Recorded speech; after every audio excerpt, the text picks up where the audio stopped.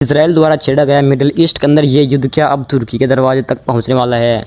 Israel, America और Iran के दरमियान क्या कुछ हुआ पिछले कुछ घंटों में, वो तो मैं आपको बताऊंगा ही। अभी हाल ही में कल डोनाल्ड ट्रंप ने ईरान को धमकी दी थी उसके एक आइलैंड पर भी कब्जा करने की, उसके तेल को चुराने की भी, साथ ही ईरान पर बड़े हमले करने की भी धमकी दी थी। उसके बारे में भी मैं आपको बताऊँगा, लेकिन उससे पहले तुर्की की तरफ से एक बहुत बड़ी खबर आ रही है और उस खबर से ये ज़ाहिर होता हुआ दिखाई देता है कि अगर ईरान पर किसी भी तरीके से इजराइल और अमेरिका ने कंट्रोल कर लिया तो अगला नंबर तुर्की का है। और ये इशारा खुद तुर्की के राष्ट्रपति रजब तैयब अर्दोगान की तरफ से दिया गया है। दरअसल तुर्की के राष्ट्रपति रजब तैयब अर्दोगान ने बुधवार को चेतावनी दी है कि सीरिया और लेबनान पर इजरायली हमले उस स्तर तक पहुंच चुके हैं जो अब तुर्की की सुरक्षा के लिए भी खतरा है। अर्दोगान ने संसद में अपनी पार्टी के सांसदों से ये भी कहा है कि अंकारा की सुरक्षा इन दोनों देशों की सुरक्षा से जुड़ी हुई है, यानी अगर ये दोनों देश सेफ रहते हैं, इजराइल इन पर हमले नहीं करता, ये इजराइल के कंट्रोल में नहीं जाते, तो समझ लेना कि तब तक तुर्की सेफ है, वरना अगला नंबर तुर्की का ही होगा। देखिए, अगर आप एक मुसलमान हैं तो आपको ग्रेटर इजराइल के बारे में इतना ज़्यादा बताने की ज़रूरत नहीं, क्योंकि आप लोग खूब अच्छी तरह जानते हो एक ना एक दिन इजराइल ग्रेटर इजराइल बनाकर छोड़ेगा। ये बात आप बहुत अच्छी तरह जानते हो।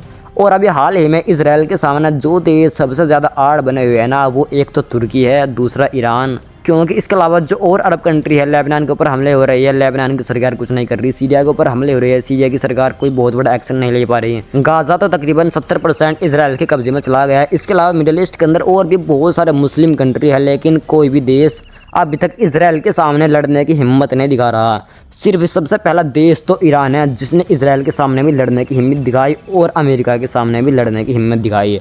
इसके बाद अगर किसी दूसरे देश का नंबर आता है तो समझ लेना वो तुर्की ही है जो इजराइल के सामने और अमेरिका के सामने लड़ने की हिम्मत दिखा सकेगा। और यही देश इजराइल के लिए बहुत बड़ा थ्रेट है, इजराइल के लिए ग्रेटर इजराइल बनाने के लिए बहुत बड़ा खतरा है। तो इसीलिए इजराइल का पूरा फोकस फिलहाल तो ईरान की तरफ है। इजराइल फिलहाल तो यही चाहता है कि ईरान की रिजीम को पूरी तरह गिरा दिया जाए, ईरान के अंदर कोई अपना पिट्ठू बिठा दिया जाए, और फिर इसके बाद ये वॉर आप यकीन करना तुर्की के दरवाजे पर पहुंचने वाली है। बहुत जल्द आपको सुनने को मिलेगा कि अब इस युद्ध में तुर्की भी इन्वॉल्व हो गया। तुर्की के राष्ट्रपति रजब तैयब अर्दोगान ने यह भी कहा कि अमेरिका द्वारा ईरान के ऊपर किया गया हमला ये इजराइल की साजिश थी, इजराइल ने अमेरिका को उकसाया था ईरान के ऊपर हमला करने के लिए। आगे कहा कि अंतर्राष्ट्रीय समुदाय इजराइल पर चुप्पी साधे हुए है और यही चुप्पी इजराइल को और ज्यादा नरसंहार करने की मोहलत दे रही है।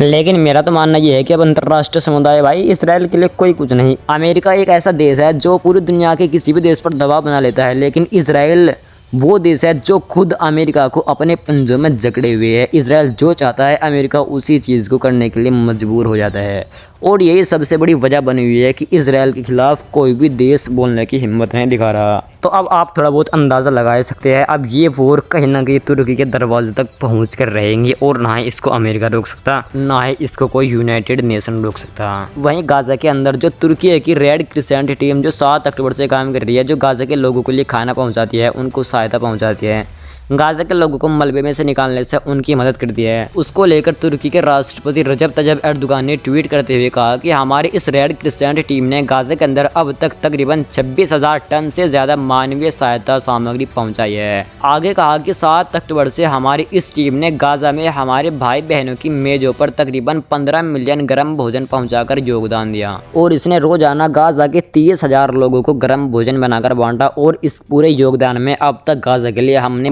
22,757 जानवरों की कुर्बानी कर दी है, बलि चढ़ा दिया है। अच्छा देखिए, ऐसा नहीं है कि गाजा के लोगों की कोई मदद ही नहीं कर रहा। बहुत सारे क्रिएटर, इन्फ्लुएंसर, बहुत सारे ऐसे हैं जो तमाम मुस्लिम कंट्री को हर वक्त क्रिटिसाइज़ करने में लगी रहती है कि कोई गाजा की मदद नहीं कर रहा, कोई गाजा के लिए सहायता नहीं पहुंचा रहा है। ऐसा नहीं है, बहुत सारे देश है जो गाजा के लिए मानवीय सहायता पहुंचा रही है। हालांकि वो एक अलग बात है कि ये गाजा के लिए इसराइल के खिलाफ खुलकर लड़ने की हिम्मत नहीं दिखा रहे, वरना गाजा के लिए कई तरीके से ये लोग मदद कर रहे हैं।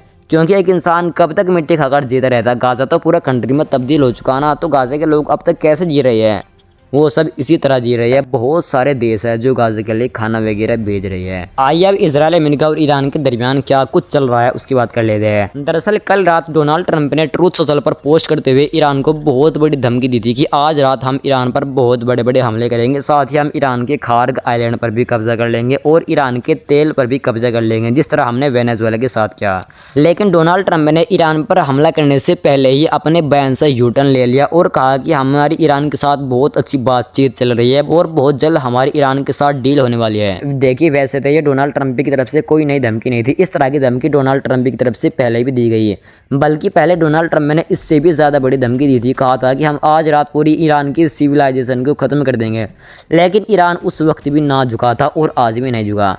अब ये जो डोनाल्ड ट्रंप दावा कर रहे हैं ना कि हमारी ईरान के साथ बहुत अच्छी बातचीत चल रही है, ईरान के साथ हमारी बहुत जल्द डील होने वाली है और इसी वजह से हमने ईरान के ऊपर हमले करने से रोक दिए, इस बात में कितनी सच्चाई है? ईरान की तरफ से इस तरह की चीज़ें निकल कर आ रही है कि ईरान का कहना है कि हमारी अमेरिका के साथ कोई ठोस बातचीत नहीं हो रही, ना ही हम किसी भी अंतिम समझौते पर अब तक पहुँचे हैं।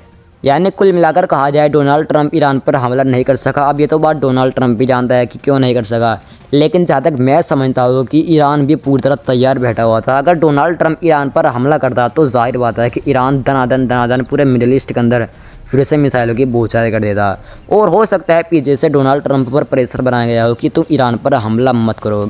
अब मैं आपको एक बहुत ही शॉकिंग रिपोर्ट दिखाता हूँ। दरअसल रॉयटर्स के एक लेखक है लुकास, उन्होंने कहा कि डोनाल्ड ट्रंप चाहते तो है कि वो ईरान के खार्ग आइलैंड पर कब्जा कर ले, वो आइलैंड जिसके जरिए ईरान पूरी दुनिया को 90% अपना तेल एक्सपोर्ट करता है। या यूं कहा जाए कि खार्ग आइलैंड ईरान की इकोनॉमी का गला है। अगर खार्ग आइलैंड पर अमेरिका ने कब्जा कर लिया तो ईरान की इकोनॉमी पूरी तरह चकनाचूर हो जाएंगी। और रॉयटर्स के लेखक लुकास ने लिखा कि डोनाल्ड ट्रंप चाहते तो है कि वो ईरान के खार्ग आइलैंड पर कब्जा कर ले, लेकिन यहाँ पर सबसे बड़ा ट्विस्ट ये बना हुआ है कि अमेरिका ईरान के खार्ग आइलैंड पर कब्जा तो कर सकता है, लेकिन वो ईरान के खार्ग आइलैंड पर कब्जा करके उसको अपने कंट्रोल में एक लंबे समय तक नहीं रख सकता। क्योंकि खार्ग आइलैंड पर अगर अमेरिका को कब्जा करना है तो जाहिर है उस आइलैंड पर अमेरिका को अपनी सेना उतारनी पड़ेगी और अपनी सेना खार्ग आइलैंड पर रखनी पड़ेगी। लेकिन ईरान ये चीज़ कभी भी बर्दाश्त नहीं करेगा। अगर खार्ग आइलैंड पर अमेरिका ने किसी भी कारण कब्जा कर भी लिया तो ईरान की मिसाइलों को अमेरिका के सैनिक नहीं झेल सकते, ना ही ईरान के ड्रोन को झेल सकते हैं। क्योंकि मैंने आपको बताया कि खार्ग आइलैंड ईरान के बहुत नज़दीक है और ना ही खार्ग आइलैंड पर कब्जा करने के बाद अमेरिका इस युद्ध को समाप्त कर सकता, बल्कि खार्ग आइलैंड पर कब्जा करने के बाद ये युद्ध और भी लंबा खिंचता चला जाएगा। उधर ये जो बार बार Donald Trump strait of Hormuz पर भी अपना कंट्रोल करने के ख्वाब देखता है ना, अब खुद ब्रिटेन का अखबार द टेलीग्राफ ने माना है, छापा है और कहा है अमेरिका की सेना चाहे कितनी भी ताकतवर क्यों ना हो, स्ट्रेट ऑफ होर्मुज पर ईरान की जीत हो रही है और स्ट्रेट ऑफ होर्मुज ईरान के कंट्रोल में है और स्ट्रेट ऑफ होर्मुज को ईरान ही डोमिनेट करेगा। वही यमन के विदेश मंत्रालय ने वार्निंग दी है कि अमेरिका द्वारा ईरान के खिलाफ की गई कार्रवाई और इजराइल, अमेरिका और ईरान के बीच चल रहा ये युद्ध पूरे मिडिल ईस्ट को आग में धकेल सकता है, पूरे क्षेत्र में इससे आग फैल सकती है।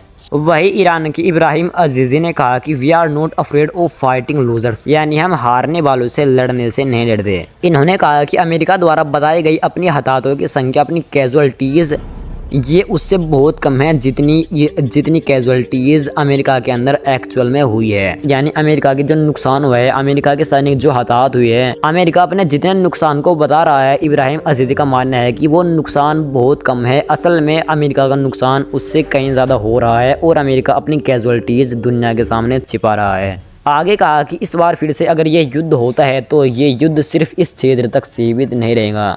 वही इस युद्ध के दौरान जैसा कि इजराइल और अमेरिका की आदत है, ये आम सिविलियंस इलाकों को टारगेट करते हैं और इस बार तो अमेरिका ने अपनी हदें ही पार कर दी हैं। अमेरिका ने सिरिक में ईरान के अंदर वाटर इंफ्रास्ट्रक्चर को निशाना बनाया है, जिससे तकरीबन 20,000 से ज़्यादा निवासियों को पानी पहुंचता था। इस्माइल बकई ने कहा कि ईरान के खिलाफ अपनी आक्रामकता के तहत अमेरिकी सेना ने सिरिक और होर्मुज़गान में जानबूझकर हमारी 2 वाटर इंफ्रास्ट्रक्चर को निशाना बनाया, 2 जल अवसंरचना को निशाना बनाया। इन दोनों वाटर इंफ्रास्ट्रक्चर से हमारे 10 गांव में 20,000 से ज़्यादा लोगों को पीने का पानी पहुंचता था और अमेरिका ने इनको तबाह कर दिया।